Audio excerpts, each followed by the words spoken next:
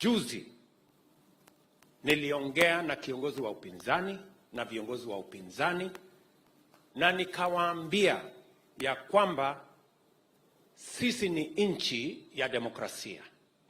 Sisi ni nchi ambayo inasimamia katiba na sheria. Tunaweza kushindana kwa mambo yote, lakini kiongozi wa sasa, kiongozi aliyestaafu, kiongozi mwenye atakuja, haitaendelea ya kwamba ati kuna kiongozi present, past or future mwenye atapanga vita, atapanga mauaji ama kuharibu mali ya umma ama kuharibu biashara ya wananchi.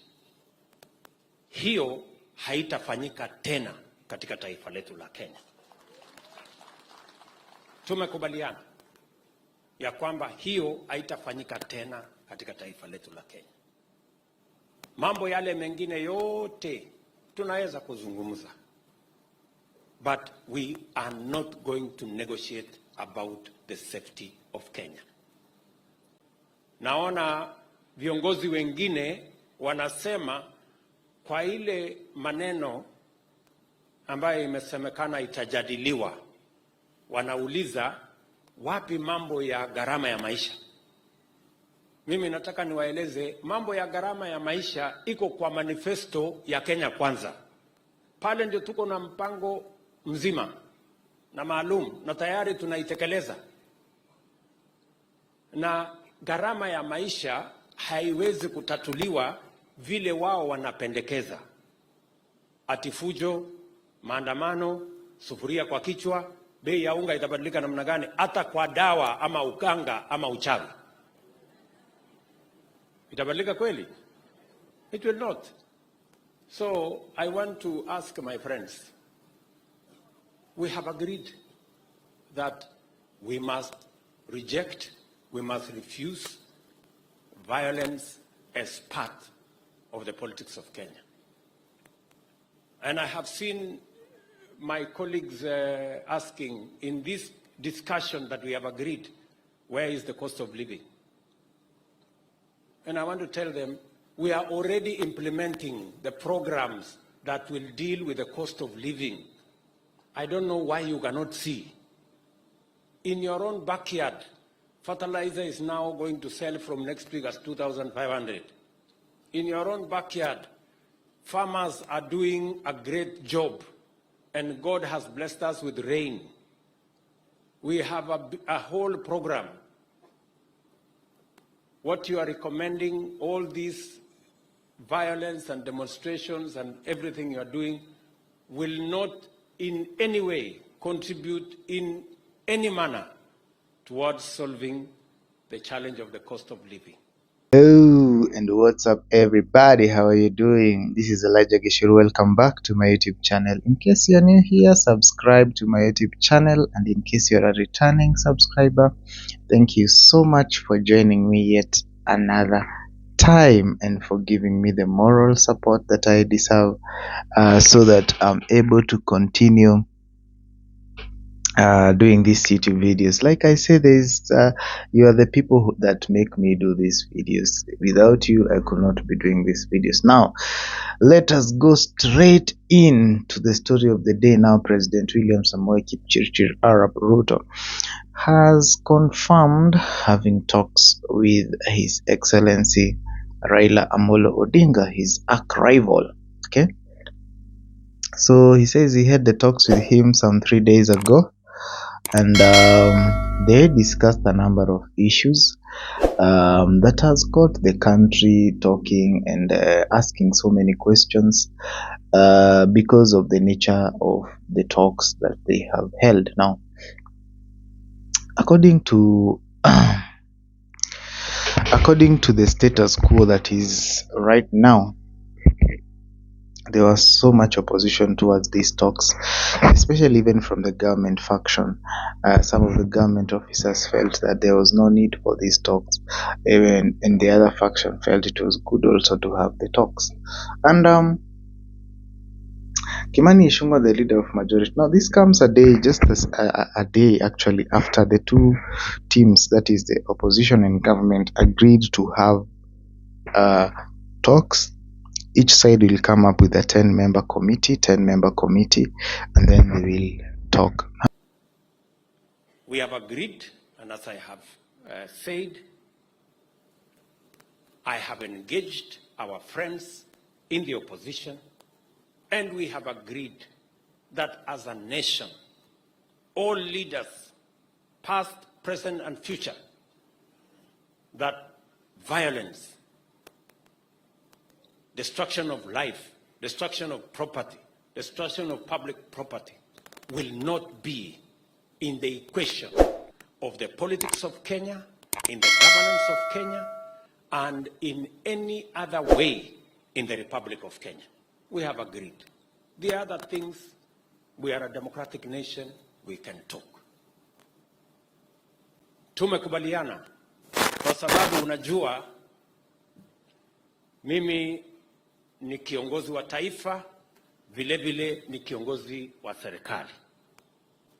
As a head of state, I am obligated to make sure that every Kenyan, whether they support my policies or not, that their life, their property is guaranteed, there is peace in the Republic of Kenya, and I have given a commitment that going forward, there will be no violence in Kenya. Our politics will be devoid of violence, destruction of property, destruction of business. We have agreed going forward. Yale mengine, sisi ni wananchi wa taifa huru. Sisi ni watu ambao tunaamini katiba na sheria. Sisi ni nchi demokrasia. We have a clear plan, na Mungu atatujalia tutatekeleza huo mpango. Mimi nataka niwashukuru sana. Najua tuko na mambo ya damu, nilikuwa hapa juzi, mambo ya damu ya Mwache, niliwaambia tutaijenga, tutaikamilisha, saa hizi inaendelea. Nataka pia niwaeleze, nitarudi hapa tena kabla ya Disemba. We are now finalizing kwa maji ya kutoka kule Mzima, ambaye itaenda kaunti ya Tana River, kaunti ya Taita Taveta, kaunti ya Kwale, kaunti ya Mombasa na Kilifi.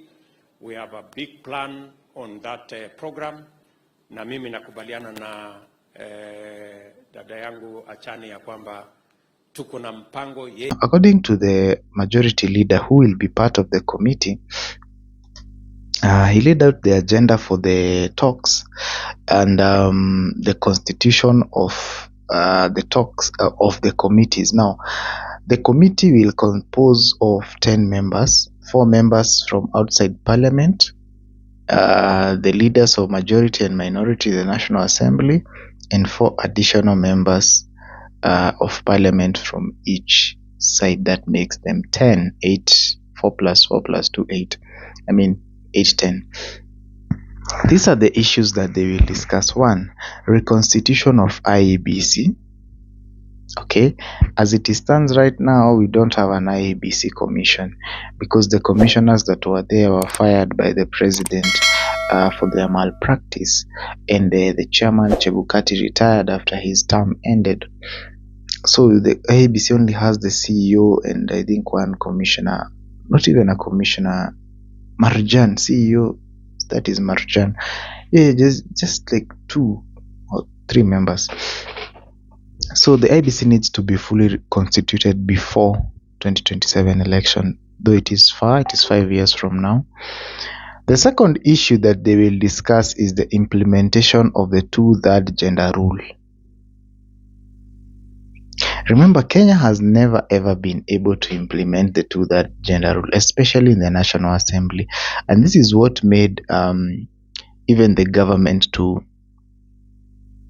to have the position of the women representative, because they felt that it was very hard for the women to clinch this parliamentary position. Every time they tried, they were always trumped up by the men, the men who take this position. So it becomes very hard for the two-third gender rule to be implemented. And knowing that this is a ballot, you know it is the voters who will decide, and definitely most of the voters are inclined towards the men, and that's why you find that it becomes very, very difficult for these people to become. So that is the second issue under discussion. The third issue is the entrenchment of constituency development fund.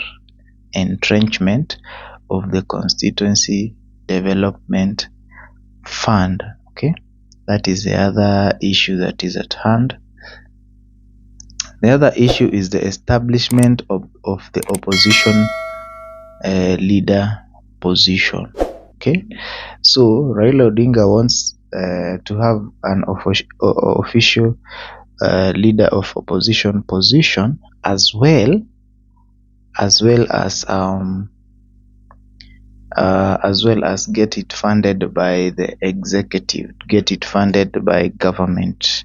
And the last one is the embedment of the office of the prime cabinet secretary. So this is a bone of contention, and it has been confirmed by the president that the cost of living is not, get this, part of the discussion. And that is what has angered both the members of the opposition and members of government, or mostly of opposition, because they are saying, if the cost of living is not part of the issues you're going to discuss, then there is actually no need for these talks. There is no need for these talks. Okay, so guys, like I've always said, Raila Odinga is not fighting for Kenyans. He is fighting for his stomach. Winnie Odinga, Ida Odinga, Raila Odinga Jr., and the entire generation of the Railas. That is the focus. Because, and I asked this question, why would he need a mediator like Olusegun Obasanjo, who is now the mediator between Raila and Ruto, to discuss the lower cost of unga, the lower cost of petrol? You don't need a mediator for that. You only need mediators to share power and positions. So that is what the issues that are beforehand. However, we also saw somebody like Robert Alai tweet and say, if the cost of living is not part of the negotiations. Remember, Robert Alai is a MCA, member of County Assembly for Kileleshwa Ward in Nairobi, and he said, if the cost of living is not part of the negotiations, His Excellency Babu Owino and myself will demand that we have a parallel initiative which is away from this kalongolongo. Our people shouldn't have died for these jokes. We must be serious. There is no seriousness here. Okay, that is what Robert Alai is telling his fellow Azimio members, particularly Raila Amolo Odinga, his party leader. They're saying there is no seriousness in these things because people cannot die because of your own issues as Raila Odinga. So the truth is finally dawning to these people that, these talks these demonstrations, they were never about Raila Odinga. They were never about the normal Mwananchi. They are always about Raila Odinga. Let me read you another tweet here by Babu Owino. And he said, total nonsense. Where is the cost of living among the terms of reference? We better talk in the streets. Okay. So members of Azimio are very sad that cost of living is not part of the issues that is on the table. However, Raila Odinga today released a statement on his official Twitter handle saying that yesterday Kenya Kwanza released one-sided statement signed by Honorable Imani Kichungwa that they claimed to incorporate our views. We disown the statement by Honorable Ichungwa. Azimio had nothing to do with it. Its contents were those of Kenya Kwanza, their wish list. Okay, that those things in that statement were not part of it. And in his statement, Raila Odinga claims that somewhere here in paragraph, no, it's not here. Yeah, actually, Raila Odinga claims that the cost of living is part of the discussions, and he has also given a pay bill number. He's also given a pay bill number to support victims of police brutality. Yeah, they are demanding so many things about dialogue and stuff. So many things that they are demanding. We'll wait and see how these talks go on, because this is not the first time we have seen talks. Guys, remember there was another committee that was formed, and I don't know what will become of that committee now that there's already a new committee. And in this statement, Raila actually said that our priority for the discussion is the escalating cost of living. So who is speaking the truth? On the one hand, President says cost of living is not on the table. That was part of of Kenya Kwanza's manifesto, and it is being implemented already. Okay, so it's not a subject of discussion. It's already happening. On the other hand, Raila Odinga maintains that is what they are going to discuss, but we know that is not what they are going to discuss.